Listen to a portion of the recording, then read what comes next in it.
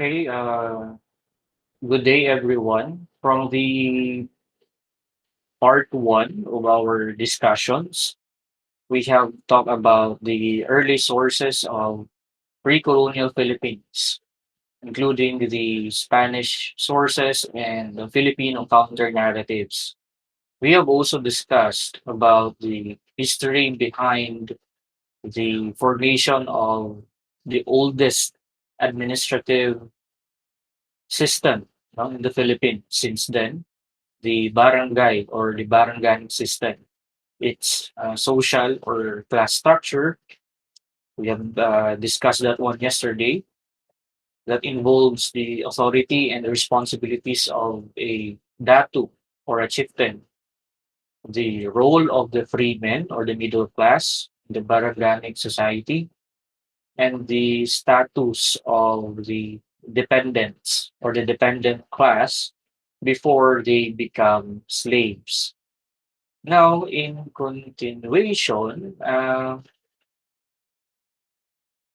I'll start with the question on what was the marriage process during the early times. No, we have been discussing about the political landscape of the barangay.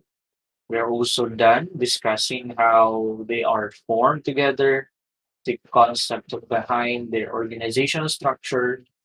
Now, for this juncture, I think we're going to talk about the marriage process. This account, by the way, was derived from the sources written by Juan Francisco de San Antonio.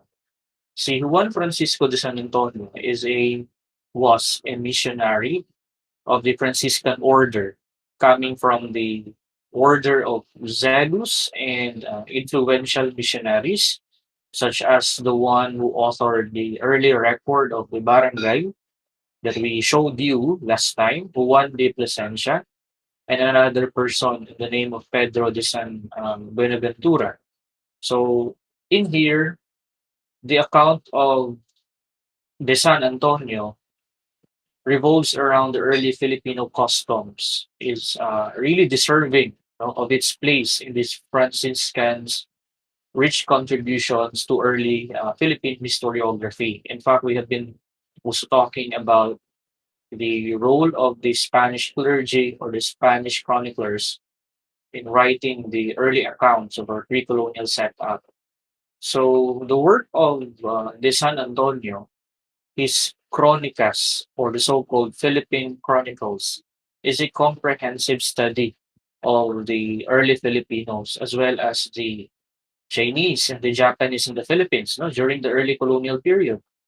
So in this account, in his Chronicas, de San Antonio also discusses some parts of Mindanao and even other parts of Southeast Asia. He gives a detailed discussion of the early Filipino beliefs, like his predecessors, but San Antonio gives a more detailed account on the superstitious beliefs and omens of the early pre-colonial Filipino people. San Antonio, on the other hand, also speculates on the origins of the early Filipino people, but none of those were well founded. The native languages, the clothing, the ornaments, and even the physical features of the Filipinos were also thoroughly tackled in his account, the Chronicas. And going back to the marriage process, everyone, the San Antonio observed that the early Filipino people, okay, the native Filipino people, has something to do with, let's say, just the usual marriage process up until now. They are giving the so-called dowry, the dowry or the bigay kaya. So according to the San Antonio, based on his observation, the bigay kaya is in the form of either, let's say, money or property. And in the case of the Visayans, this dowry was usually given to the father-in-law, okay, the father of his soon-to-be wife, who would not entrust it to the couple until they had children or until they bear children. So the dowry will be kept under the hands of the father-in-law or the father of the wife, and it will not be given to the couple, to the newly married couple, until they bore or they bear children, from which the amount of the bigay kaya will be utilized for the everyday basis by then.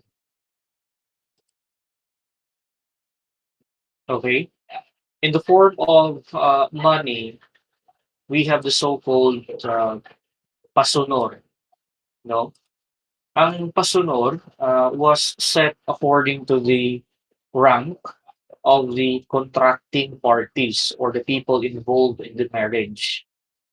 If perhaps the parents of the bride asked more than the ordinary amount, they were under obligations to bestow some gift to the married couple, to suit the occasion. As for instance, a couple of slaves should be given or could be given to the soon to be married couple. We have also an additional of some small amount gold jewel and a bit of land, for cultivation. So it's not that the money is only the form of bigay kaya that should be given to the wife and to her family, to her parents, but it also requires other items, no other properties. We have also the so-called panhimuyat. No, panhimuyat, on the other hand, is another form of bigay kaya. No? In here, the bigay kaya was the sum or the total that had to be paid to the mother of the bride in return for her care and labor in the rearing and the education of her daughter. So this was to be paid, or this should be paid rather by the groom. No, this is let's say to pay the mother's years of sacrifices, years of responsibilities, years of care in rearing her daughter. Okay, so there's something to do with paying the efforts of the mother-in-law, and another form of dowry that should be given by the groom. We have also the so-called pansoso or bigay soso. Now, the sum, another form of bigay kaya, in which the total amount was to be paid to the chichiva or the wet nurse, no, the nurse who had assisted the mother in rearing the the daughter, the bride. At present, if perhaps there is no bigay kaya in any marriage, for any reason, they never fail to collect these revenues from the groom, upon which there is generally a suit. So, if any cases that the groom cannot meet the conditions provided by the families of the soon-to-be wife Nia or the bride, then there are a lot of consequences that the groom must or may experience. So there are a lot of questions whether a groom can be able to provide all these forms of bigay kaya. And we go now to this question na what if the groom cannot provide the dowry? Well, if men do not possess the wherewithal with which to buy them promptly, talking about the properties and the items apart from the dowry or the bigay kaya, I think there was a recorded belief before by the Spanish chroniclers saying that if the groom will not be able to meet the bigay kaya amount and the other items, then people will wish the couple lots of unfortunate wishes, lots of unfortunate events. And the let's say the common impression by the people in the communities with this kind of family, especially knowing that the groom was not able to provide the amount of money during their wedding, the people in the community thought or think that this couple will not strive for many years.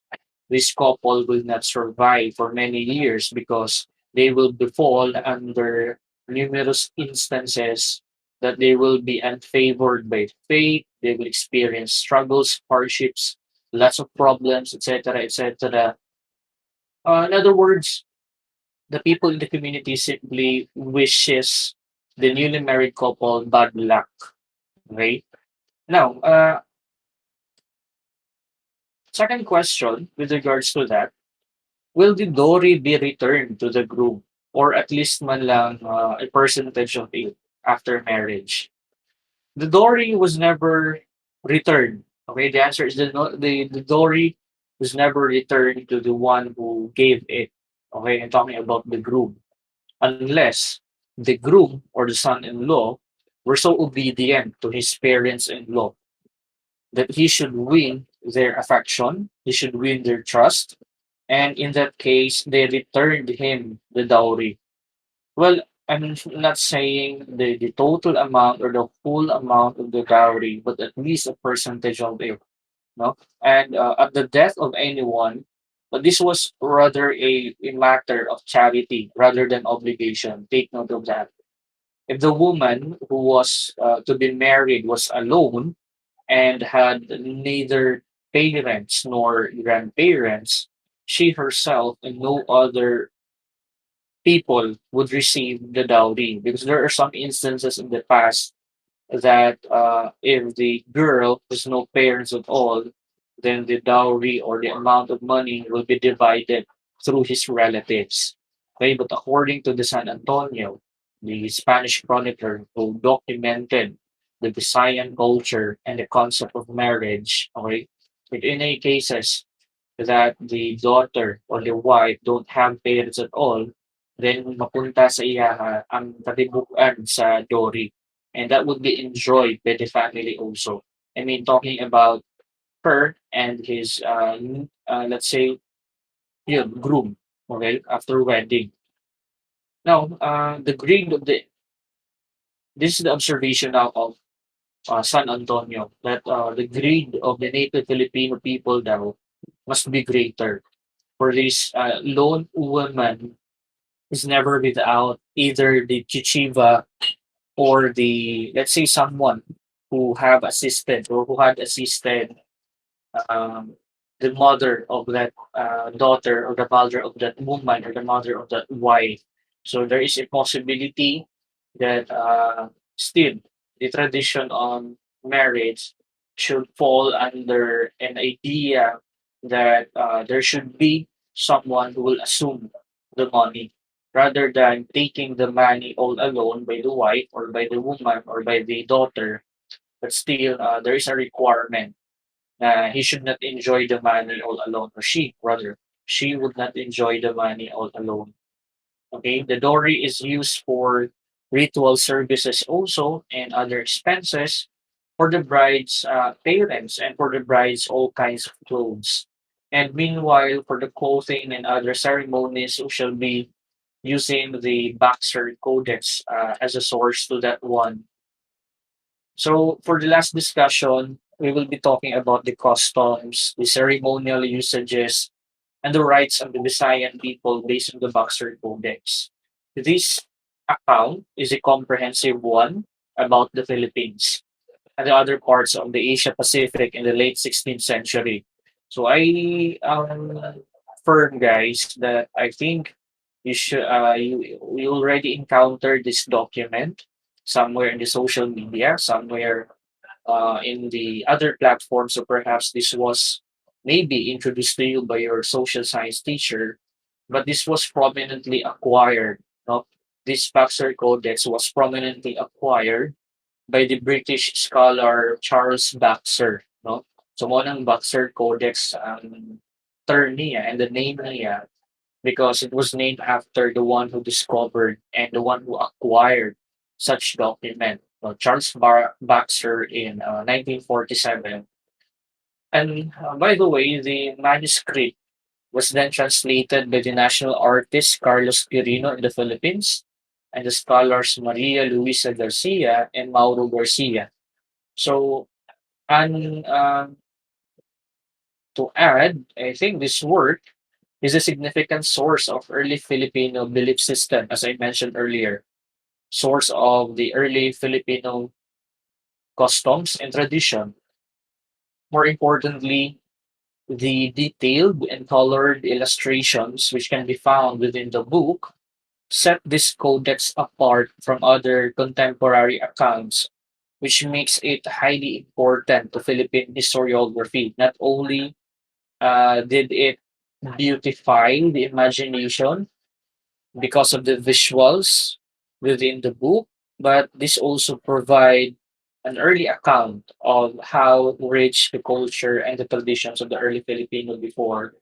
So the original manuscript of the Baxter Codex is presently can be found in the Indiana University, in their library, one of the largest rare book and manuscript libraries in the United States. To proceed, the Visayans are accustomed to paint their bodies with some very elegant tattoos. They do this with iron or brass rods, and the points of these rods rather, are heated on a fire. Before, according to Charles Baxter, they have so-called the artisans who are adept at this. They do this with such order, symmetry, and coordination. Okay, they do this with coordination, and they elicit admiration from those who see them. These are done in the manner of illuminations. Okay, painting all parts of the body, and mostly the paint, the tattoo is dominant in the chest area, the stomach, the legs, the arm, shoulders, and even the hands and muscles and some other parts in the posteriors. The women paint only on the hands, no, very elegantly. To the men, these paintings serve as their clothing, as thus they look all right, although they usually go around naked and wearing only the so-called bahake. It's a cotton cloth, 2 fathoms long and a bit longer to some cases, and 3/4 of the fathom wide, which with a few polished turns. So they wrap that one around their waist and between the legs so as to cover their private parts and posteriors. So we have also another form of their dress, a form of their clothing by the time. This is called porones, no? Porones or the headgear. So men carry this headgear on their heads, of course, to some very fine multicolored headscarf, which they wear as some of Turkish turban, the same as the Turkish turban. They call this in their language porones, and they certainly are nicely looking and elegant as what was depicted in the Baxter Codex. So the young men wear them very fine with many intricate strips of gold, determining the social status of those people also. Okay. And then the garments and the dress of the Visayan women, on the other hand, consist of cotton, and others are made of plant. No, they have produced, they have planted. Some even wear plain taffeta and damask that came from China as a result of trading before the coming of the Spaniards. These are made as follows. So based on the observation of the several writers of the Boxer Codex, it is a form of a blanket that is sewn in such a way it becomes like a big sack of wheat with 2 openings, and the head is placed through one of the opening, holding it down to the waist. with both openings of the blanket failing or falling below. Now, there's also a slip knot with the same blanket that is made above the waist. By grasping it, since it is very wide to be able to make the knot, and then it also hugs the body with the knot to one side and very elegantly done. And now it appears as if they were wearing a dress with two skirts. So if you could imagine, the men likewise do so. And if belonging to the Principalia class, the higher class, the nobility, or even the dato and the chieftain class, they have this design of strips of gold and very intrinsic figures and intrinsic, let's say, uh, accent, no? Compared to Southeast Asian garments, Chinese garments, for example, and the women even wear crowns and garlands on their heads that is made of tinsel imported from China. And sometimes, when they do not have these, they wear garlands that is made of roses and flowers from the fields from which they grow also, from which they plant also. So as what was shown here in the slide, this is a typical figure of the Principalia class, both men and women. And I think last year in October 23, the attire, the traditional costume, and the body ornaments used in the GMA historical epic fiction drama series, The Amaya, no, last October, last year, uh, the attires and the ornaments used in that series will be, I mean, it is already exhibited during the ASEAN traditional costume at the National Museum of Vietnamese History in Hanoi, Vietnam. So these are kept in Ayala Museum now and the Museo ng Bangko Sentral ng Pilipinas. And this only showcases how rich the Filipino culture before in terms of the ornaments, in terms of, let's say, the traditional costumes. And this is another living evidence, everyone, that everything, or at least most of the depictions, the most of the portrayals in the Boxer Codex is really, let's say, connecting, no, to what we imagine and what was shown by several documentaries about the early Philippine history right now. So I don't know if this will make you proud somehow, but I think this is a good opportunity also for us to really reflect on what happened before, how rich our culture before, of course, before the coming of the Spanish colonizers and how the institutions were imposed to them and how the culture had been fading away as time goes by with the different Spanish institutions that were implemented during the colonial period. Okay, so that's it for our part two lecture. So if you do have questions regarding this recorded lecture video, I'm very much welcoming those questions and kindly message your designated group chats. And you may also consider, of coursing through your questions through your group representatives. So thank you for listening. I hope you have learned something out from the part one of these discussions and now for the part two of the early pre-colonial Philippines. So once again, good day and stay tuned for other updates and other lecture materials.